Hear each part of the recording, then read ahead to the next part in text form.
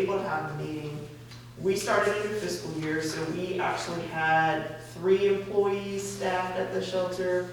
Due to budgeting, we cut 1 staff member from this current fiscal year, so we only have 2 full-time employees now.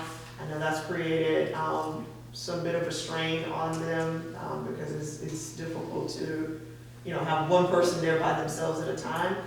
So they're kind of adjusting, hours right now. I know had set it up so that we could have weekend adoption hours or hours open to the public, and also 1 late night a week. They were doing Thursday nights, but with limited staffing, we're not able to do that. We don't expect them to, be there for that.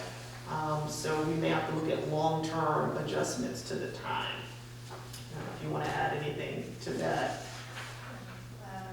Just like you said, it's been very stressful trying to get through all that. Like we do a 9-day stretch before we leave day off, and That's crazy.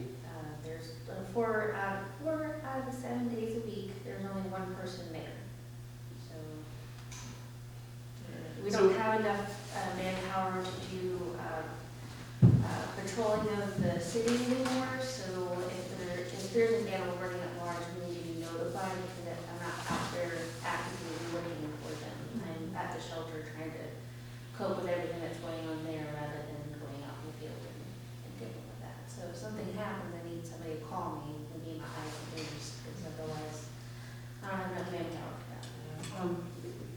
Something that I think needs to raise is that because these guys are working at, and they haven't ever said anything. I knew that there were some hours, I didn't realize what was going on for sure, but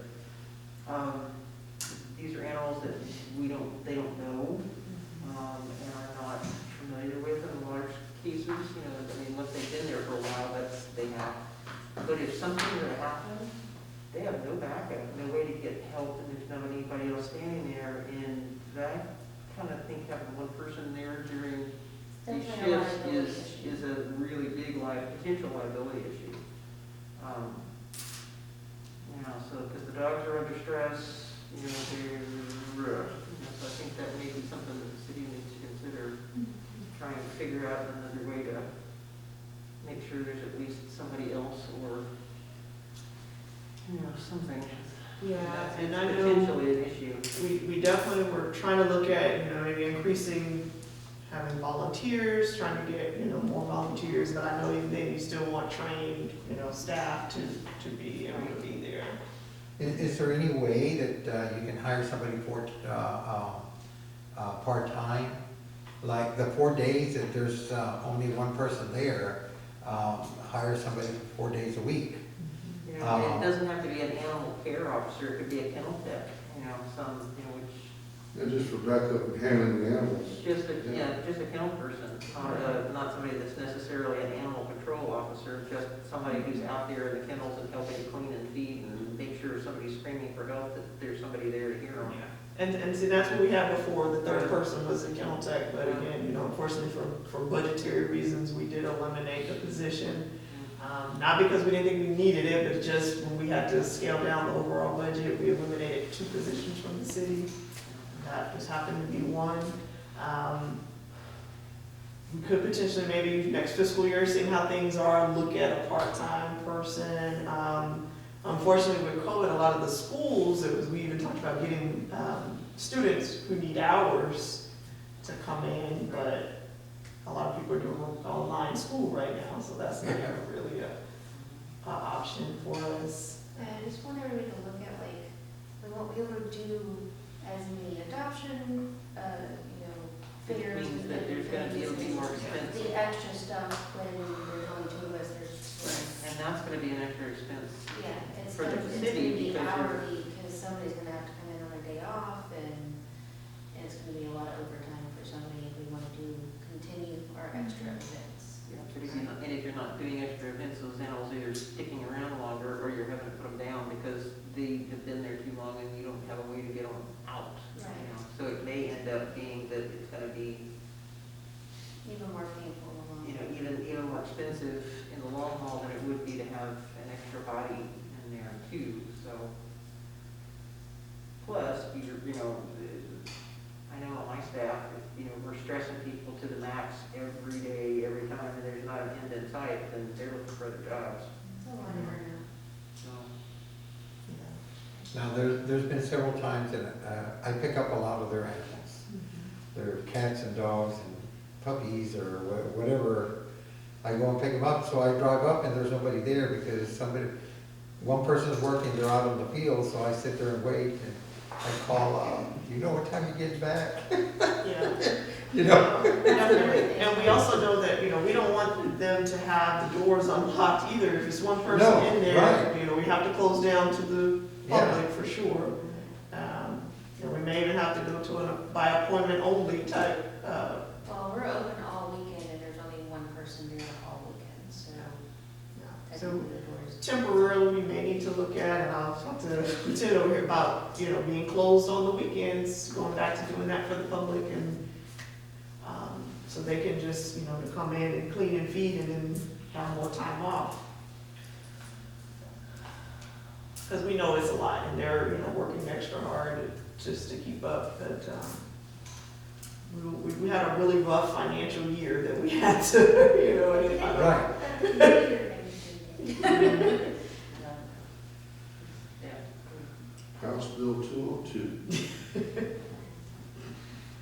Yes. Yep. Talk about revenue caps and all that fun stuff. Well, we can just get a printing press, can't we? Print it out. How about the Bank of Kirby?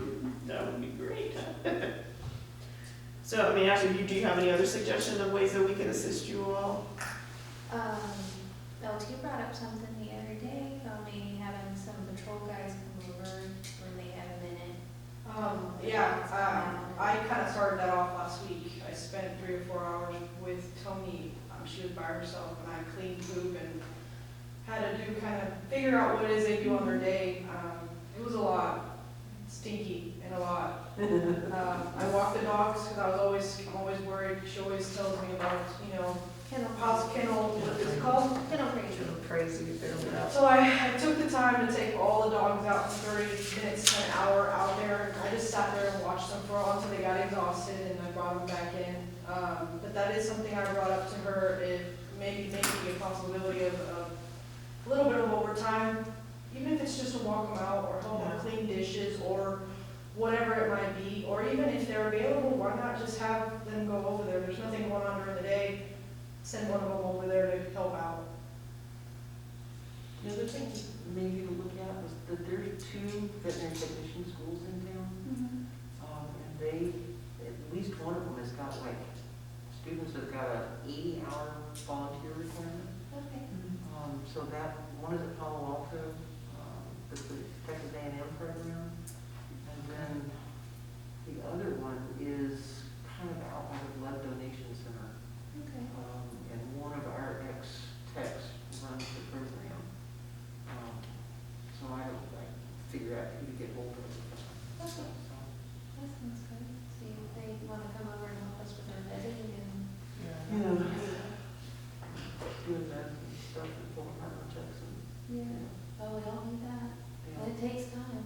And it takes 2 people. for Yeah, it some of sure this does, stuff, yeah. I think the main concern is that one person is there by themselves, you know, 4 days a week.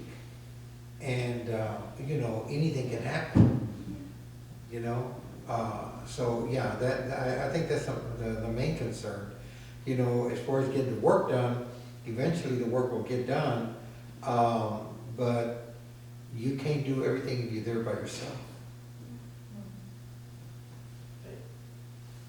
Like over the weekends, it's most stressful because we're not closed to the public, we're open, and you're getting all the cleaning done, you have to get all the cleaning done before 10, before anybody walks in, and you're the only one there. And that's a task within itself.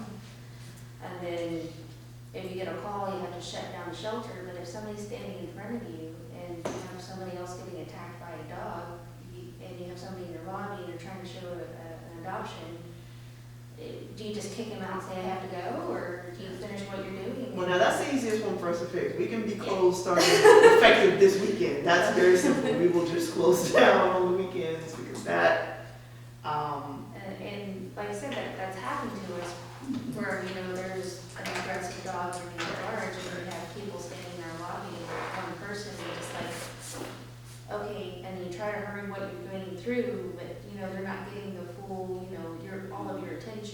mind is thinking, what about this dog, and I have to get to this, and Yeah. it becomes an issue.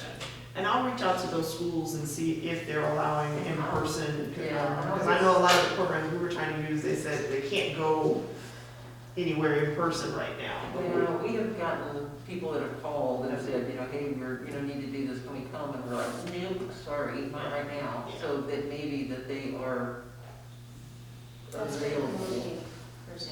Yeah. Okay, yeah, I I'll don't reach know out how to the they're managing, schools. getting their kids graduated without doing the volunteer hours. Right. They're not, we're not. Is there a limit, age limit at all, 18. for volunteers as far as? 18 and up, Well, we did, yeah, otherwise they gotta have parental supervision right. at 16.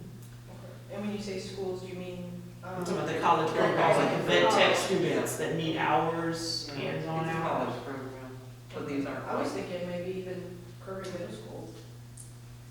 They may be too young, but maybe like, maybe Wagner. Yeah. And Wagner has got a vet tech program too. Yeah. Okay. So That's where Emma came from. Okay. I know that Emma. That makes sense. Yeah. Maybe have some sort Is of. she still with you? Yeah. Yeah. Yeah, we'll look into that, trying to get help, and then just some more outreach to just, volunteers, even if it's just, like you said, walking dogs, washing dishes. Right. We used to have people that did that at one point. Okay, we'll work on that. All right. You wanna talk about the intake reports for the year?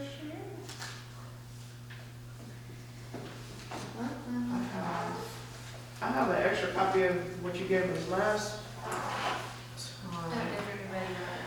I Did you bring some more? didn't bring some more, sorry. You got one last time, I know you wasn't here last time, you did that one. I can read. We've got about 10% of Y'all wanna, you share? Oh, Wait, I have one at You home. got one, you I got one at home, but you can look at that. Thank you. What did we return to the wild? Oh, raccoons and. I haven't and seen. stuff, so. Well, sometimes when you look